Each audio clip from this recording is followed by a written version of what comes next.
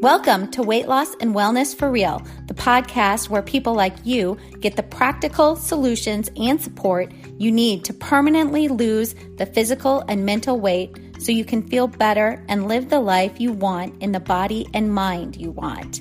If you're looking to overcome your stress eating, overeating, binging behaviors, and move to a place of freedom with food and your body, you're in the right place.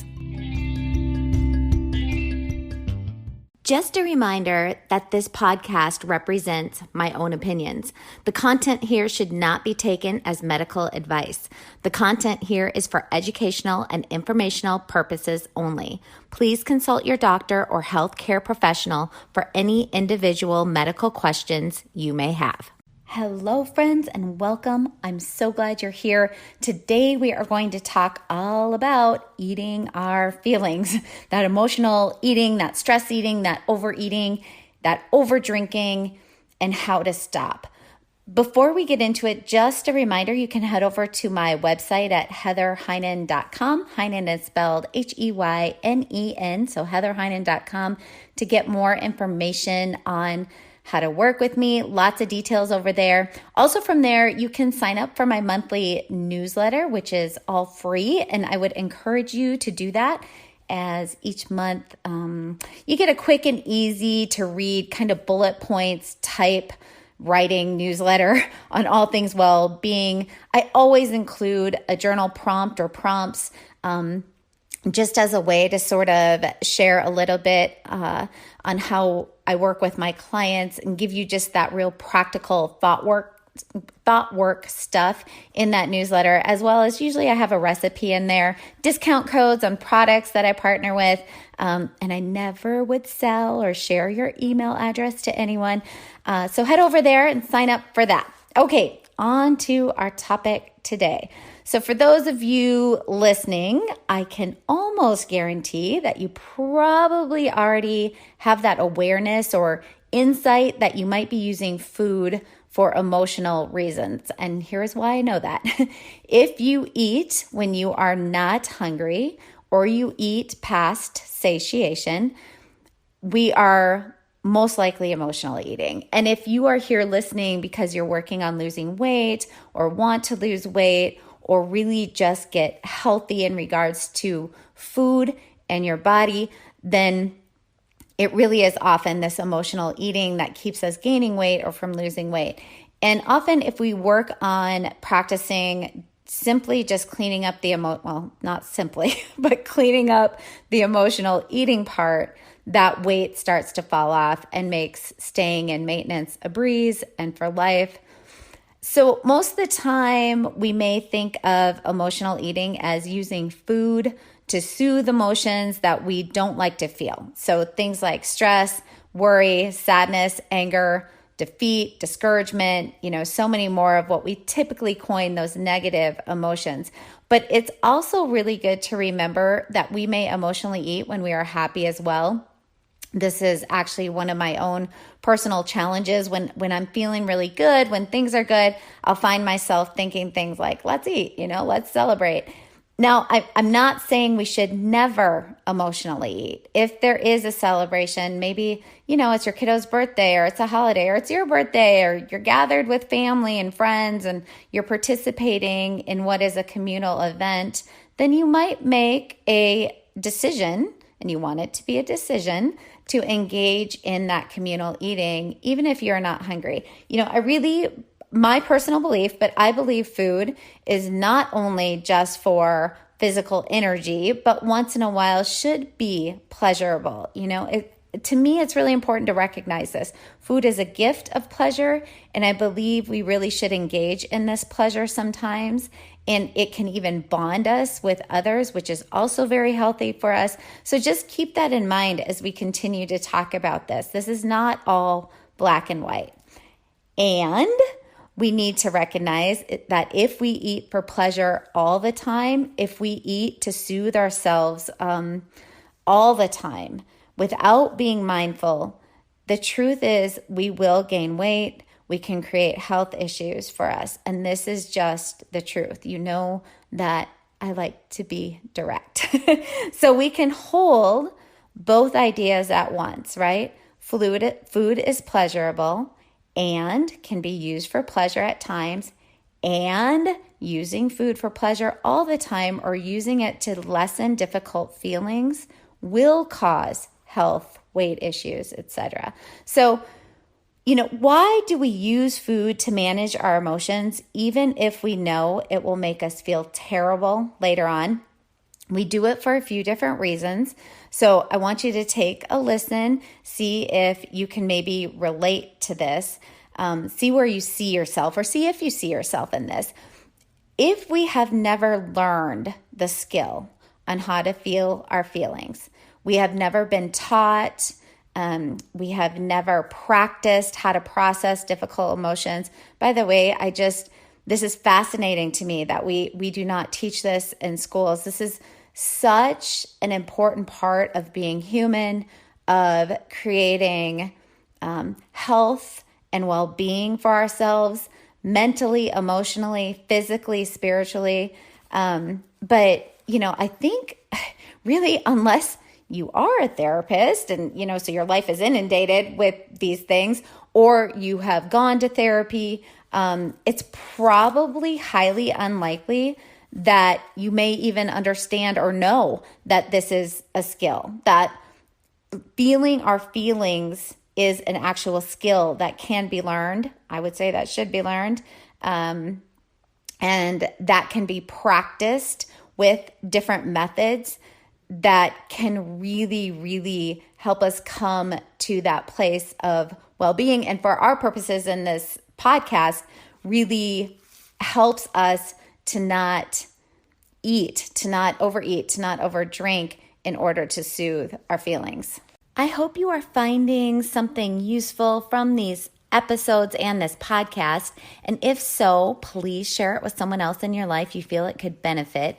This podcast is also now monetized. So if you really feel you are getting a lot from it and want to help keep it going, please go to the episode show notes. You can just scroll down from wherever you're listening. You'll see a description of the episode, and then you will see it says support this podcast. And then there's a link you can click on. You can click on that link, and that's where you can support the podcast. Even the smallest donation, like 99 cents, helps to keep me producing the podcast. And to those of you who have donated, I really, really appreciate the support. I really do appreciate all of you listening and sharing the space with me. Again, just very thankful for all of you. Emotions or feelings really are actual energy within our bodies. And this is why we have sensations in our bodies when we feel emotions, when we feel feelings. Now, just a little side note, emotions and feelings, in my world, mental health therapy, they are a little different. There's a little nuance there, but for our purposes, when I say emotions or feelings, I just mean the same thing, okay? The feelings that we are experiencing, the emotions that we are experiencing. If you think of the word emotion, right, that word motion is in there. And so that really does lend itself to this idea that, we have motion within our body. We have these sensations within our bodies when we feel a feeling, and this is that energy, right? So understanding this concept that emotions, feelings are actual energy can help you understand why processing them or really moving through them or really allowing yourself to feel them, that all means processing them, is so important for health. If we are constantly using food or alcohol or shopping or drugging or porn or whatever the thing is that we are using to stop the feeling or emotion going on, then we never move through or process that emotion, and that energy then builds up in our bodies and will come up more and more and more intensely and more and more and more often. And I actually have an episode on how to one method. There's many methods of processing an emotion, but I have an episode on how to do it if you're going to do it on your own, how to actually process an emotion. That's episode number 2, which tells you, I think we're on to like almost episode 80 at this point. So that's episode 2. So that maybe kind of tells you how important this is. That was the second episode that I recorded. So you can go back and take a listen to that. But bottom line, there are ways to actually do this, how to move through an emotion, how to process emotion. Also, great, wonderful classic book, if you need more convincing about this, would be a book called The Body Keeps the Score. If you go to my website under the tab, I think it's called Favorite Things, pretty sure. I have a bunch of books and just things listed there that are some of my favorite things. And that book is listed there. So you can just go there, click on it, and it'll take you right to it. But The Body Keeps the Score. This is a real scientific proof, research, science, etc. This is not like some, sometimes people hear the word energy and they're like, oh, that woo-woo stuff out there. No, that this is real stuff that we understand is happening in the body when we experience emotions and feelings. This sort of thing is really recognized in the highest of health communities, doctors, mental health therapists. We know that emotions affect us physically, and actually both ways. Our physicality, what's going on in our body, can create emotions. Okay, but bottom line, we know emotions affect us physically. Now, if you get really good and skilled at feeling your feelings, does this mean you eventually never feel negative feelings again? Not at all. So this is kind of that spoiler alert. We will always experience difficult emotions that we just don't enjoy feeling. This is part of being human. And really, paradoxically, you actually want to feel negative emotions. So if you get really good at this, you can even get into spaces where you can actually really be grateful and thankful for your negative emotions. But we really need to feel negative emotions. They really are, you can look at them as they're signals, they're alerts to us that something is off. So really, we need them for survival. But when we learn the skill of how to really feel our feelings, to process these feelings, we can reduce the intensity and frequency of those difficult emotions, the intensity and frequency. So here's what happens when we do not understand how to process an emotion, when we have not practiced the skill, when we are not practicing the skill. So we have a thought about an event. So an event happens, we have a thought about it. That thought creates a difficult emotion. We don't want to feel the emotion, and here's why we don't want to feel it. We don't want to feel it because it's pain. We actually know that emotional pain and physical pain overlap on many of the same circuits in our brain. So emotional pain is to our brain in a way, just as physical pain is to the brain. And so the brain is like, we need to do something to stop the pain right now. I need to protect my human, right? I need to protect her. So what can we do to what can we make our human do to stop this pain? Oh yeah, throw up the uncontrollable urge to eat, because that always works. That's worked in the past. When she eats, she feels better, but here's the truth. It does work. Food, drink, shopping, whatever. It works in the moment. But as we all know, it does not last. And the worst part is we feel worse later, more difficult feelings shortly after the eating, the overeating, the overdrinking, the binge, usually that shame that comes on top of the already hard emotion. So if instead we have practiced the skill of processing emotion, of really allowing our feelings to be there and then feeling them, then when we have a thought about a situation that creates a difficult emotion, a hard feeling, we can then acknowledge the feeling, which means naming it. You can verbally just name it, and then go through the process of moving through it. And when we do this process, when we process the emotion or feeling, when we move through it, when we hone this skill, then we don't have to fear any emotions. We're still going to have the emotions, the hard emotions that come up, the difficult emotions, but we no longer have to fear them. And the fear of feeling the hard emotion is actually what really trips us up. So think about this. Why do we not want to feel an emotion? Yes, it's because of the pain, like I talked about in the brain.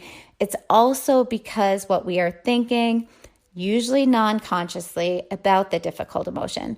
We often actually, if you really get good at your thought work, what you will find is usually there is a thought that if I have to feel this feeling, this terrible feeling, I'm going to die.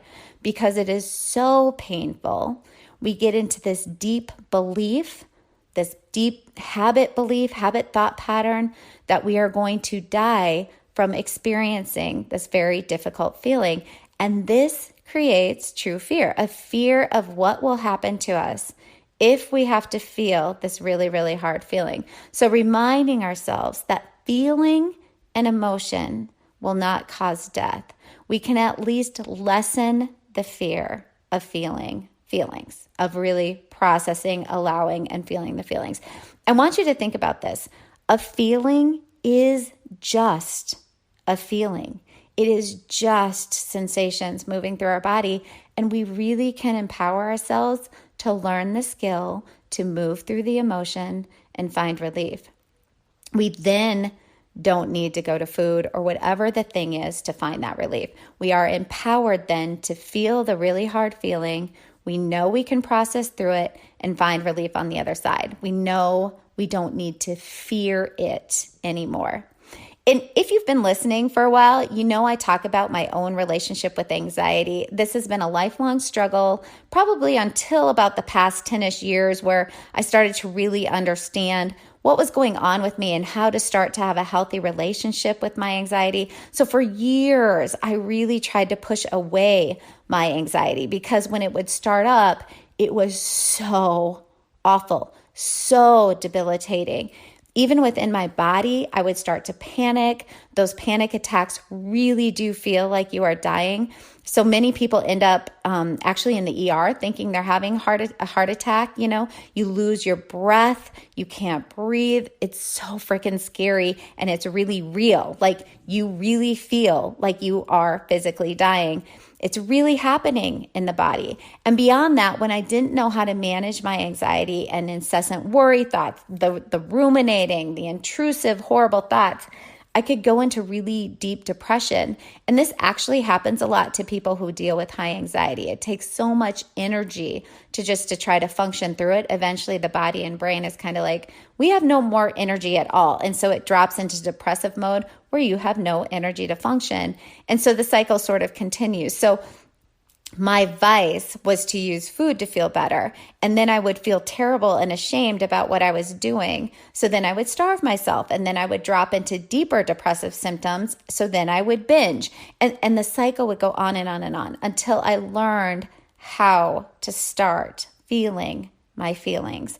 I was then empowered with the understanding that I didn't need to fear any of those feelings anymore. I can allow them, even the really terrible ones. I can feel them. I can move through them. I'm empowered to know that I can find relief. And this takes away the need to use food to soothe them. Now, does this mean I don't ever use food to soothe difficult feelings? No, not at all. I still do sometimes. Even with me knowing all these things and preaching and teaching all these things and experiencing all these things, the truth is I still do use food sometimes. You know, I have a very heavily ingrained habit pattern of using food and or restriction of food to manage really difficult feelings. But because I have practiced this skill for a while now, it means I use food to soothe hard feelings much less often. And this is incredibly freeing. And I really want this for you too. And I want you to know it is possible to learn how to move through difficult feelings without using a substance to mitigate them or manage them. So like when you are highly, highly stressed, you know, how when you learn to feel a feeling and process your stress, how then you will go to food less and less frequently. And when we stop using food frequently for this, we find our health improves, not just physically, but mentally, emotionally, and spiritually as well. You know, I talk a lot about our thoughts in this podcast, the thought work and its importance, and it is important.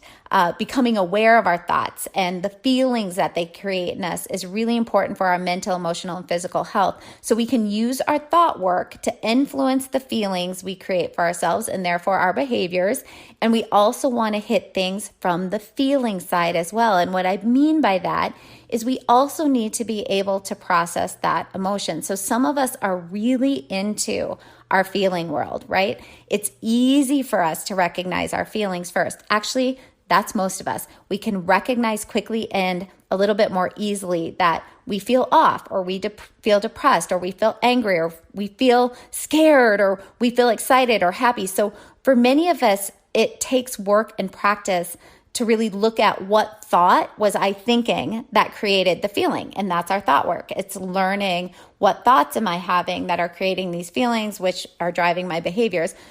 By the way, super important to practice this too, obviously, our thought work, but just as important is feeling the feelings. We can't always think our way, and we actually don't want to try to always think our way out of a feeling. All feelings are valid. They are human experience. We can feel all our feelings and really should for our health. Learning the skill to think more useful and helpful thoughts will help lessen the intensity and frequency of difficult feelings, and we still will have feelings we don't necessarily want to feel. So learning the skill to allow all our feelings and then processing or moving through them without fear really is a game changer. Empowering yourself through the practice of the skill of allowing and processing your feelings to bring yourself more relief really will take away so many of the episodes of emotional eating. I'd really be remiss before we end to not mention that if you have experienced trauma and or you're experiencing depressive feelings, symptoms, thoughts, anxious feelings, symptoms, thoughts of harming yourself, please do not try to process these super strong emotions on your own. You really want to reach out to your doctor, a mental health professional, or you can call the National Crisis Hotline. That number is 1-800-273-8255. Again, 1-800-273-8255. Sometimes our feelings, emotions are so big and so extreme, we really do need help to process them and move through them with the help of a professional trained to do this with you. So get help if you need it. That is it for today. Thank you so much for listening. And as always, a special thanks to those of you who have given the podcast your listener support. I really appreciate it. If you're interested in supporting the podcast, you can go to the link under the podcast page and pledge your support there. Any amount is really helpful to help me keep this podcast going. I hope you found something useful, and if so, would you consider giving a nice review of the podcast from the platform you're listening from, or maybe even a 5-star review if you feel it's deserved, or just simply sharing it on your social media or with a friend or a family member you think it might benefit can be so helpful. You know, I'm really trying to grow this podcast.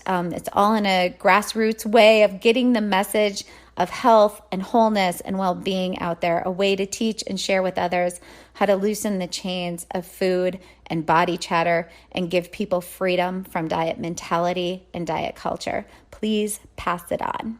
We will talk soon.